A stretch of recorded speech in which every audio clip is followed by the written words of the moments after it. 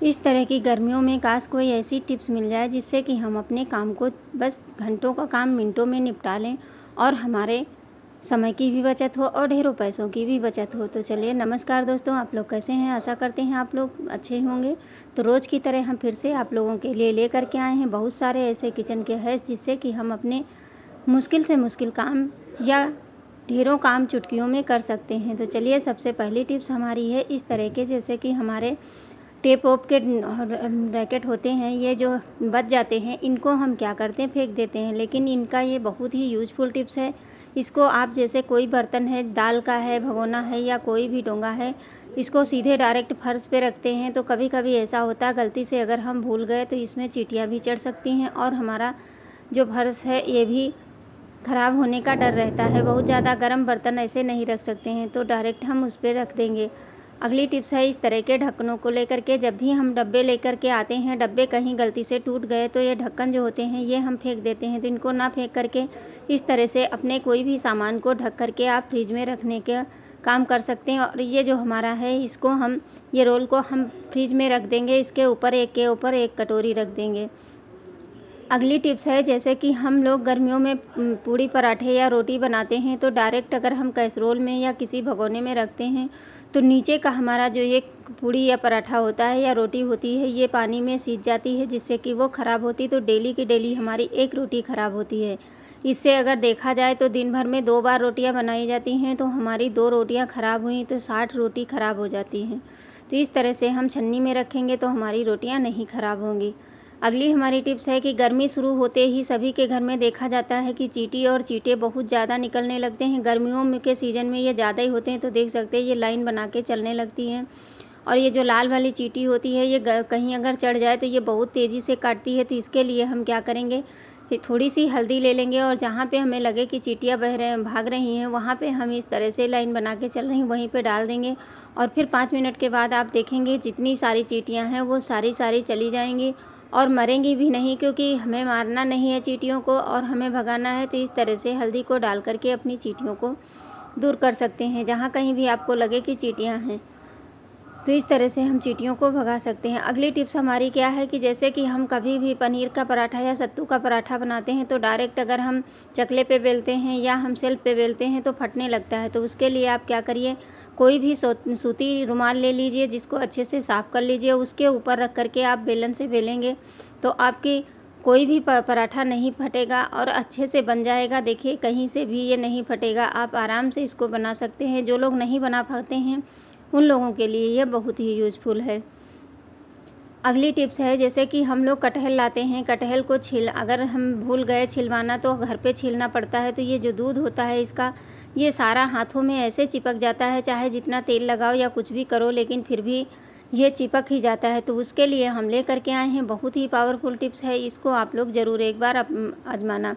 तो इस तरह से क्या करेंगे, एक पॉलीथीन ले लेंगे और इस तरह से हाथ में अपने ढीले हाथ करके और कोई भी रबड़ बैंड ले लीजिए, उस तरह से बांध दीजिए, क्योंकि दोनों हाथ में आप बांध नहीं सकते। तो इस तरह से रबड़ बैंड लगा लेंगे और पन्नी को ढीली रखनी है ताकि उंगलियां हमारी अच्छे से रिमूव कर पाएँ। तो देखिए, इस तरह से मैंने पहन लिया है। अब चलिए दूसरे हाथ में भी पहन लेते हैं और इसमें भी हम लगा लेंगे रबड़, जो पतली वाली रबड़ होती है उसी को लगा लीजिए। उसके बाद में आप इसको जब भी कट करें तो ये काम ज़रूर करें, क्योंकि कटहल का दूध बहुत ही बेकार लगता है, वो जब लग जाता है तो बहुत देर तक छूटता नहीं है।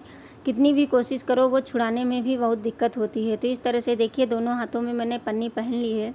अब चलिए इसको कट कर लेते हैं। तो पहले बीच से इसके 2 टुकड़े कर लेंगे और ये बहुत ही आसानी से कट जाता है, इसमें बिल्कुल भी समय नहीं लगेगा आपका और बहुत जल्दी से छील लेंगे और आपके हाथों में बिल्कुल भी दूध नहीं लगेगा। तो मैं 2 पार्ट करने के बाद में आपको दिखाती हूँ कि किस तरह से इसको मैंने छीला है और ये बहुत ही आसान तरीका है।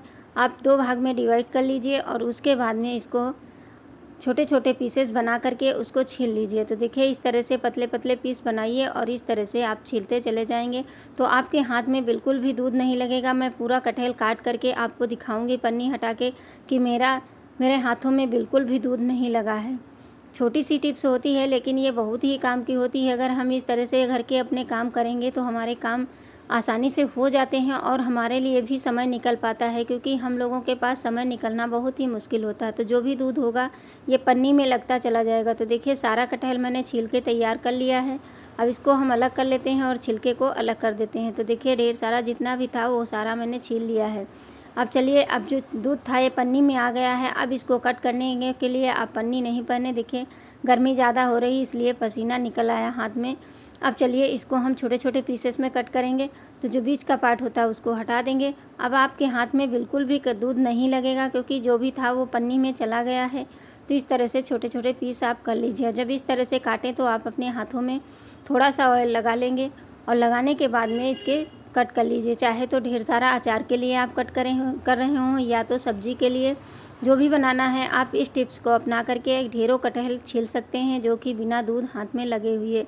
क्योंकि ये जो चिपचिपापन होता है ये जब लग जाता है तो बहुत ही दिक्कत होती है हाथों को छुड़ाने के लिए। तो बीच का पार्ट निकालने के बाद में देखिए मैंने सारा कटहल काट के तैयार कर दिया। अब आपके हाथ में थोड़ा बहुत अगर लगा है तो उसको आप हटा दीजिए और आपके हाथों में बिल्कुल भी दूध नहीं लगेगा। आशा करती हूँ आज की टिप्स आप लोगों को ज़रूर पसंद आएगी। जब भी बॉईल करें कटहल को तो उसमें 1 चम्मच नमक डाल करके बॉईल करें, ताकि जब सब्ज़ी हम बनाएं तो हमारी सब्ज़ी का टेस्ट अच्छा लगे। तो इस तरह से इसको अब हम एक बॉईल लगा देंगे। 1 सीटी लगाने के बाद में हटा देते हैं। अगली टिप्स हमारी बहुत ही यूज़फुल है, उसको आप लोग बहुत ध्यान से देखना। क्या होता है कि जैसे हम कभी दाल या कोई चीज़ बनाते हैं तो हमारे कुकर की सीटी से पानी बाहर निकलने लगता है। उसके लिए हम क्या करेंगे, एक ले लेंगे जो हमारा फॉइल पेपर होता है उसको ले लेंगे और ढक्कन के बराबर इसको नाप करके हम कट कर लेते हैं। इस तरह से इसको हम नाप लेंगे। नापने के बाद में इसको पहले छोटा टुकड़ा कट करेंगे, उसके बाद में जितना बड़ा ढक्कन है आप उसी साइज़ का इसको कट कर सकते हैं। तो इससे होगा क्या, जो भी अगर गलती से पानी निकलेगा भी तो वो हमारे कुकर के ऊपर नहीं गिरेगा और ना हमारी गैस गंदी होगी और ये सारा पानी हमारा बाहर ही जाएगा। तो इस तरह से देखिए हम इसको निशान लगाने के बाद में इसको कट कर लेते हैं। छोटी छोटी टिप्स होती हैं, इन्हें अपना करके हम अपने घर और किचन के कामों को आसानी से कर सकते हैं और क्या सभी के लिए समय भी निकाल सकते हैं। क्योंकि इस भागदौड़ की ज़िंदगी में अपने लिए समय निकाल पाना बहुत ही कठिन होता है। तो इस तरह से देखिए मैं इसको गोल शेप में कट करके दिखा रही हूँ, पूरा काट करके। उसके बाद में आपको दिखाती हूँ कि कितनी जल्दी से हमारे सारे काम हो जाएंगे। छोटी छोटी टिप्स हैं, इनको अपना करके आप अपने काम को बहुत ही ईज़िली से कर सकते हैं।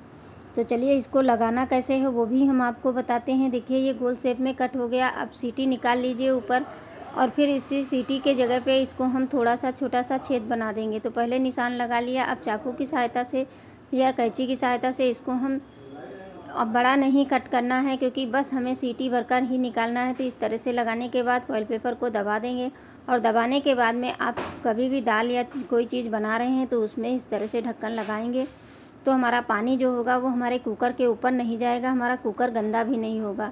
और अगर पानी ज़्यादा निकल रहा है तो आप इसमें 1 चम्मच डाल दीजिए पानी दाल के साथ में, या तो कटोरी डाल दीजिए, इससे भी हमारा पानी बाहर नहीं निकलता है। टिप्स छोटी छोटी हैं, आशा करती हूँ आप लोगों को ज़रूर पसंद आई होंगी। और इनमें से कौन सी टिप्स आप लोगों को सबसे ज़्यादा पसंद आई मुझे कमेंट करना ना भूलें। और हाँ, आप लोग कहाँ कहाँ से वीडियो देख रहे हैं मुझे ज़रूर बता दिया करें। लाइक ज़रूर कर दें। धन्यवाद।